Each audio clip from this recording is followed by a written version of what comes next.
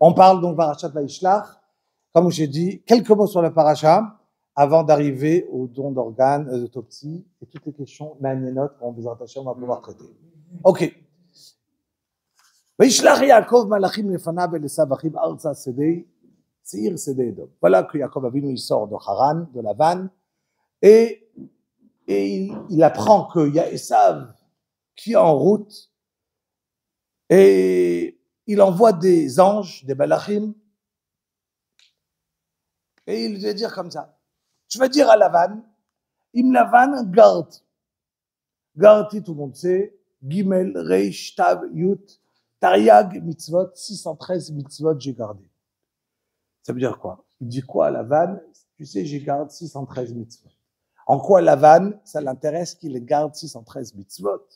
Parce qu'on sait très bien que Yaakov Avinu, il y avait une bracha de Yitzhak et de Yaakov, de Yitzhak, de Yaakov et Esav, que tout va dépendre du clan d'Israël. Quand le Ham Israël, il étudie la Torah, alors on est tout en haut, tout marche bien. Mais quand le Ham Israël, il va tomber, il n'a pas étudié la Torah, nos ennemis seront là et pourront nous combattre, nous assaillir et perdre beaucoup de pertes. Donc ça veut dire qu'on sait une chose. Nous réussir, c'est le mot de Torah. Réussir à faire les mitzvot. Du coup, Lavan, il annonce Yaakov, il annonce à Esav, tu sais, moi je sors de chez Lavan et ne crois pas, je n'ai pas baissé là-bas. Même si j'étais chez un rachat, je suis resté le même tzaddik. Et donc, d'un côté, j'ai pas peur de toi. Mais il a très peur en même temps. On le verra tout de suite. Il est shor v'chamor. Chazal, ils disent, c'est ses enfants, Keneged Shor, Hamor, Yosef, Sof, Ve'eved, Ve'shivcha, Ve'shlacha, La'agid, La'adonim, Tzochen, Be'enecha. Voilà que les malachim partent, ils essayent de parler à Esav. Esav, je vais vite, juste pour te dire les points essentiels. Voilà que Esav ne prête même pas attention à ses anges. Ils comprennent la haine que Esav a, que Esav veut exterminer, tuer Yaakov. Et donc, ils viennent, ils disent à Yaakov Avinu, voilà qu'il arrive Esav avec 400 hommes, avec lui, bien qu'ils disent Chazal, 400 généraux, que chacun il avait encore des autres soldats. Vaïra Yaakov meod. Yaakov Avinu, il a très peur. Vaïetzer. Vaïetzer, c'est comme si on va dire, il est stressé. Bakra, il a un stress. Pourquoi ils disent Chazal? De deux côtés. Il a peur de tuer. Il a peur de se faire tuer. Il a peur du stress qu'il a, de pourquoi il a peur. Parce qu'il ne devrait pas avoir peur. Et d'un autre côté, il se dit, mais oui, il faut avoir peur. Il y a un gros dilemme qui se passe entre lui et lui-même. Pourquoi? Et là-dessus, tous les mefarshim, chacun va venir, tous les rishonim, et donc il y a 800, 900, 1000 ans, chacun il a son derrière, sa manière de comprendre la peur de Yaakov, surtout que Yaakov vient, et lui-même le dit, il dit à Kadosh Baruch Hu, il fait une tfila. ויאמר יעקב אלוקי אבי אברהם אלוקי אבי יצחק השם האומר אליי שוב לארצך ולמולדתך ותיבהי בה. Toi, Kadosh Baruch Hu, tu m'as promis que tu vas me garder. Tu m'as promis. Mais vu que tu m'as promis 2 fois, en partant chez Lavan, et il y a à peine 8 jours de cela, quand il a quitté Lavan, ça a passé à peine 8 jours, donc la paracha d'avant.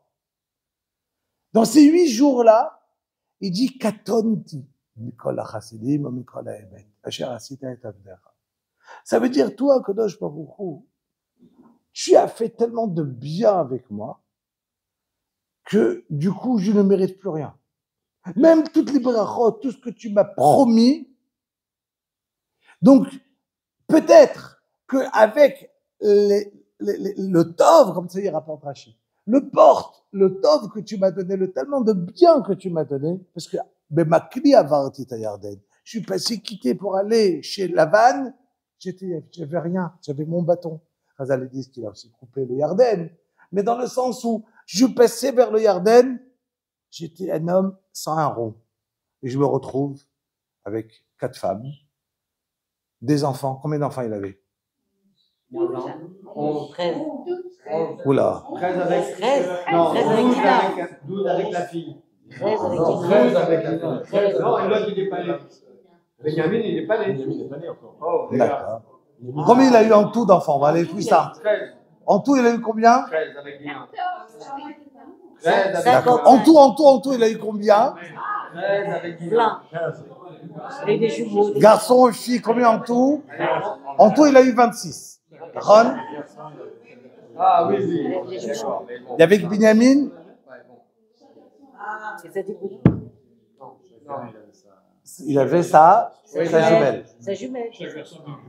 Il y avait Binyamin, il a eu 2. Ça, il rapporte Rachid. Et Binyamin, il a eu 2 jumelles, d'accord? Donc, on sait très bien que quand Binyamin il est né,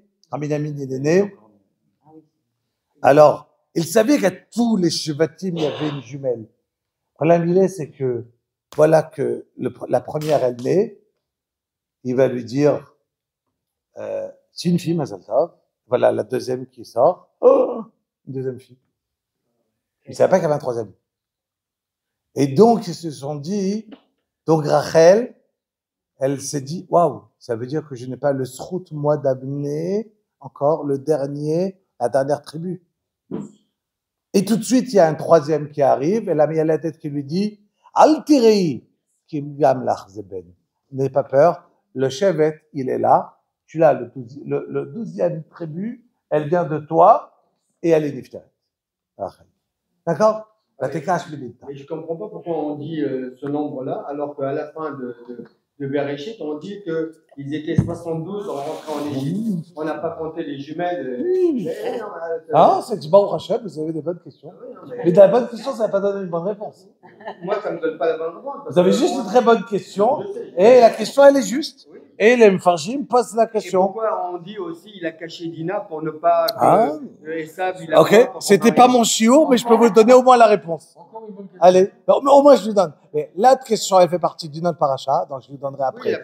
Mais au moins ça, pourquoi il a caché Dina, je vais au moins donner la réponse. Mais 2 minutes, on avance. Il est super tard. Donc, Atzileini, bna miyadachi rabotai, on avance. Ki bemakli avarti et Yarden, va'ataiti lishnei machanot. Donc on a dit Rachidi qu'un homme, il reçoit plein de tovot, même s'il a des srouyot, en fonction des tovot qu'il a reçus, des bienfaits qu'il a reçus d'Hachem, il peut perdre ce que Hachem lui a promis en fonction des mitzvot, parce qu'il a utilisé, exactement, il a utilisé son crédit. Et donc il a peur, Shema, nitlachlachti bechet, j'ai fait une avera. Quand on avera? Dans ces 8 jours. C'est tout.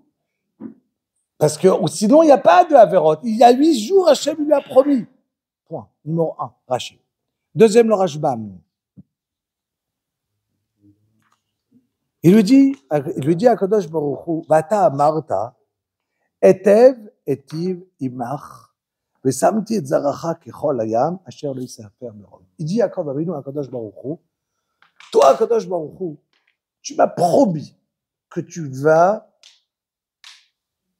t'occuper de ma descendance et que ma descendance sera kechol hayam, comme le sable de la mer. On va en parler dans 2 secondes. Pourquoi il a cité ça? Il dit le Rashbam, des fois, Kadosh Baruch Hu, il nous promet quelque chose, mais on ne mérite pas. Mais si Kadosh Baruch Hu, il va m'enlever ce qu'il m'a promis, putain, on va voir que le tzaddik qui souffre, il y aura du, genre il va dire, ah, t'as vu ça? Kadosh Baruch Hu, même des tzaddikim, il ne s'occupe pas. Alors c'est le kavod de Kadosh Baruch Hu en donnant au tzaddik. Des fois, en donnant à quelqu'un qui est shomer Torah ou mitzvot, c'est un kiddush Hashem. Il dit à Kadosh Baruch Hu, s'il te plaît, même si moi je ne mérite pas, les ban shibcha. Parce que les gens, ils vont pas savoir quand toi tu m'as promis. Mais quand, c'est pas trop facile, il faut être sadique comme Yaakov Avinu pour réussir à demander en vraiment l'honneur d'Hachem sans regarder soi-même. C'est-à-dire, dire à Hachem, si maintenant, toi tu m'as promis, si maintenant, les gens qui ne savent pas comment peut-être j'ai fait d'Averot, ils vont voir ma difficulté ils vont dire que ta promesse, tu ne vas pas l'accomplir. Et donc, le Chilul Hashem, il va être là. C'est ce qu'il avait dit Moshe Rabbeinu exactement à Kadosh Baruch Hu. Quand nous, on est sortis d'Égypte, Hashem, il voulait nous punir dans le désert. Qu'est-ce qu'il a dit, Moshe? Qu'est-ce qu'ils vont dire, les peuples? Que nous, qu'Hachem tient pas de force de nous ramener en Eretz Israël. Mais ils vont pas dire, ah, il a fauté. Donc il dit à Kadosh Baruch Hu, moi j'ai fauté, peut-être.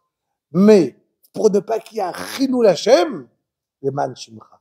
Pour demander de cette manière, il faut quelqu'un qui se connaît, qui est entièrement naquis, propre, de n'avoir aucun intérêt personnel et de ne pas faire un jeu, de dire à Hachem, pas pour toi, en vérité, il veut pour lui. D'accord? Donc c'est une vraie demande d'un gadol, de quelqu'un de grand, comme Yaakov Avinu. Voilà qui va dire Kechol Ayam, comme le sable. On sait très bien qu'Akadosh Baruch Hu, il a donné 3 fois que nous, Am Israël, on va ressembler une fois à Kafar Haaretz, il a dit Abraham, bien il a dit aussi Kechol Ayam ou Kikochave Hashamayim, comme les étoiles du ciel. Et voilà que parmi les 3, Yaakov Avinu, quand il choisit, qu'est-ce qu'il choisit? Le Chol Hayam. Pourquoi?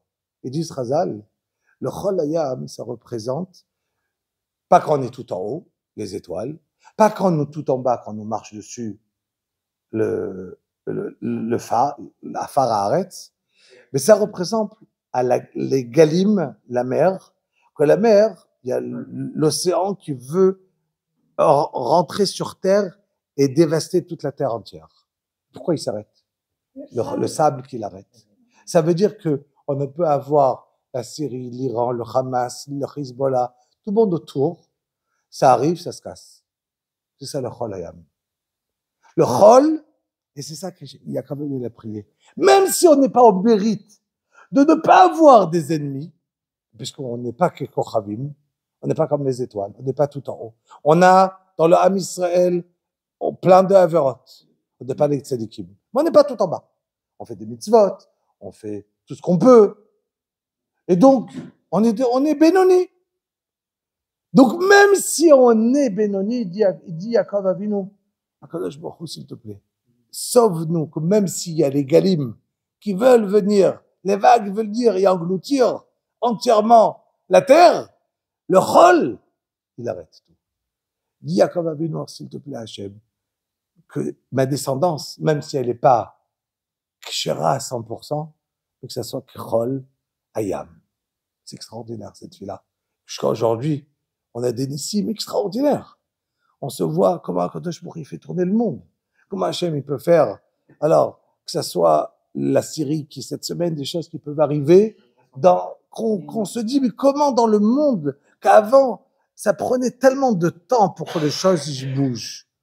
Et d'un coup, le monde, il dégringole. J'ai un gars, un Français qui adore la politique, qui m'écrit chaque fois qu'il arrive. Là, il m'envoie, c'est quoi la suite? C'est l'Iran, ça y est, ça tombe? Qu'est-ce qui se passe? Mais qu'est-ce qui se passe avec vous? On est des choses qui arrivent dans le monde, qui se dégringolent, et on ne sait pas c'est quoi la suite. Et on ne sait pas qu'est-ce que Hachem. Et voilà qu'Akadosh Baruch Hu, il a des simanim. Les simanim, on va pas commencer à citer, on peut citer toutes sortes de Zohar dans celui dont vous avez vu, toutes sortes de Zohar qui ont été ramenés, mais il y a une seule chose qu'on peut dire. Qu'Akadosh Baruch Hu te dit, Re'i ou Krei Moussar.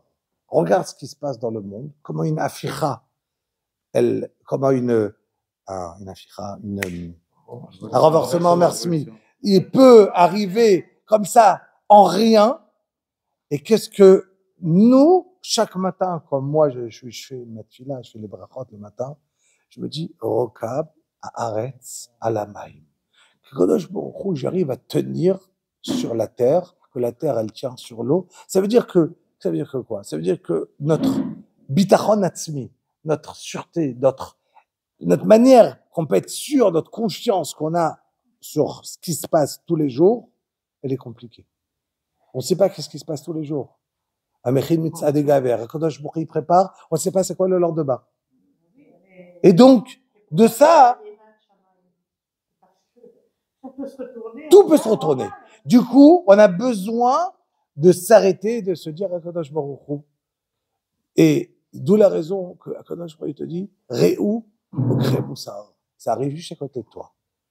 Prends Moussar et réalise et prie à Akadosh Baruch Hu. Dernier pshat à expliquer à M. Nadjar sa question, et on change de sujet. Voilà qu'il y a Esav qui arrive. Yaakov Avinu, il prend Dina, sa fille, il la cache dans une boîte parce qu'elle était très belle. Punition de Yaakov, c'est quoi? Sa fille va être prise, violée, attrapée par Shrem parce qu'il n'a pas voulu la donner à Esav. Il dit Rashi, ולקח נעקש יעקב שמנעה מאחיו, שמא תחזירנו למוטב ונפלה ביד שכם. Elle est tombée entre les mains de Shrem. Pourquoi? Parce il a fauté Yaakov, que de peur qu'il aurait pu lui donner à Esav, et Esav, il aurait peut-être fait tchouva. Rabotaï, on va donner sa fille à un gangster, à un tueur, de peut-être il va faire tchouva. Qui va donner sa fille à un gangster? Qui va donner sa fille à un tueur comme Esav?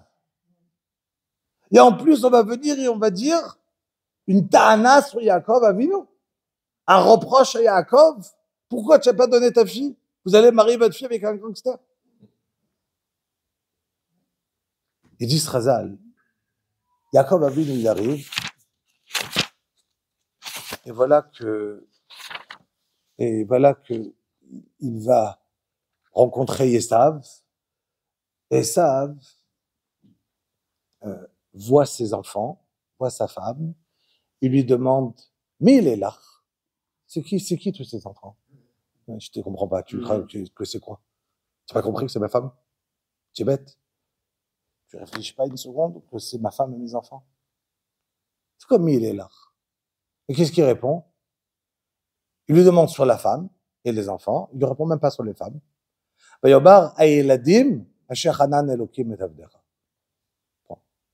Et mes femmes, c'est mes enfants, qu'Akadosh Baruch Hu, il a été chonen, il m'a gracié, il m'a donné. Et d'ailleurs, Agav, Hanan, ils disent Chazal, Hanan c'est Gimatria, pour donner, comment on a des enfants pareils? Parce que Hanan c'est Gimatria, c'est Rachetevot, pardon, Chala, Nida, de la Katader. Donc, quand la femme, elle garde la halakha, je peux avoir des enfants pareils. Donc, Esav, il voit la tzniut, la midot tobot de ses enfants. Il voit un petit Reuven, Shimon, Lévi, Yehuda. Il voit les tzadikim, les shifteka. Il voit les shvatim. Et tout à coup, il a une jalousie. Il se dit, waouh, si tu vois les enfants de mon frère, de Yaakov, et mes enfants à moi, qu'est-ce que j'ai moi? Un petit Amalek. Eliphaz qui a Amalek. Qu'est-ce qu'il a chez lui? C'est quoi ses enfants? Quel kiboud abeim lui ont donné? Qu'est-ce qu'il a comme enfant? Il a des petits de Ishmaël. Qu'est-ce qu'il a comme descendance, Esav? Et puis Tom, il voit la descendance. Et là, on parle de Yaakov Avinu. Il a quel âge ici? 97 ans. Donc, ils sont pas jeunes. Ils ont déjà des descendances. Esav, il est déjà marié, ça fait très longtemps. Et il a des descendances. Et puis Tom, il voit le petit qui a 11 ans. Reuven. Les grands, il a 11 ans. Et qu'est-ce qu'il va dire? Ah, il était Midragesh. Là, on dit, s'il était Midragesh, ça, il a compris c'est quoi le secret de la famille. Tu lui aurais donné une bonne femme, peut-être il aurait fait tchouba. Il dit Srazal, point. Ici, il fallait s'arrêter. Point de Bisrout, M. Nadjar. Pardon?